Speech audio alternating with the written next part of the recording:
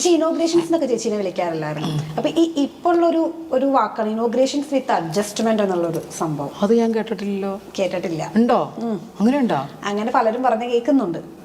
അതായത് ഇപ്പൊ സിനിമയിൽ ശരിയാ, ഞാൻ ഇനോഗ്രേഷനും അത് അഡ്ജസ്റ്റ്മെന്റ് ഒന്നും അതല്ല. എനിക്കൊരു ഇനോഗ്രേഷൻ പറഞ്ഞാൽ ഞാൻ വലിയ കൂടുതൽ പൈസ വാങ്ങുന്നതാണ്. നിസ്സാര പൈസ ഒക്കെ മേടിച്ച് ഇനോഗ്രേഷൻ അങ്ങനെ അഡ്ജസ്റ്റ് ചെയ്യാറുണ്ട്. കാരണം ഇപ്പം എനിക്ക് തരുന്ന പൈസ എന്ന് പറയും, ചേച്ചിക്ക് ഇത്ര രൂപ പറഞ്ഞിട്ടുള്ളൂ, 10 രൂപ ഞാൻ എടുക്കും, മോനെ എടുത്തോ മോനെ എന്ന് പറയുന്ന ആളെ ഞാൻ. എനിക്ക് ഇന്ന് വരെ എത്രയോ ഇനോഗ്രേഷൻ ഞാൻ ചെയ്തിട്ടുണ്ട്. ഇപ്പോഴാണ് കുറഞ്ഞത്. ഇപ്പോൾ ആൾക്കാർക്ക് ഈ പറഞ്ഞ പോലെ ഇനോഗ്രേഷൻ ആർട്ടിസ്റ്റ് ഒന്നും അധികം വേണമെന്നില്ല.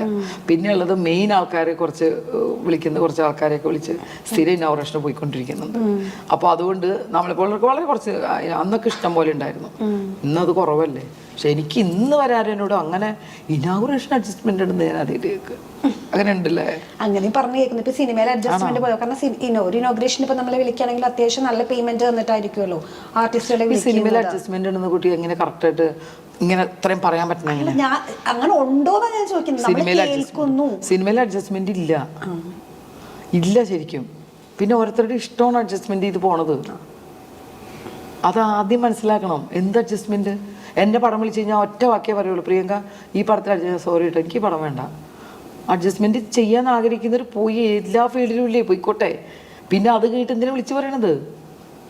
നിർബന്ധിക്കുന്നില്ലല്ലോ. നിർബന്ധിച്ച് കയ്യും കാലം കെട്ടിയിട്ടാണ് റൂമിൽ കൊണ്ടുപോകണം, അല്ലല്ലോ. സ്വന്തം ഇഷ്ടപ്രകാരമല്ലേ. ആ പുരുഷനെ എന്തിനു പഴിച്ചു തരണത്? നമ്മൾ പോയിട്ടല്ലേ, നമ്മൾ കുറച്ച് ഒതുങ്ങ്. നമ്മളത് വേണ്ടാന്ന് നിൽക്കുക ആദ്യം.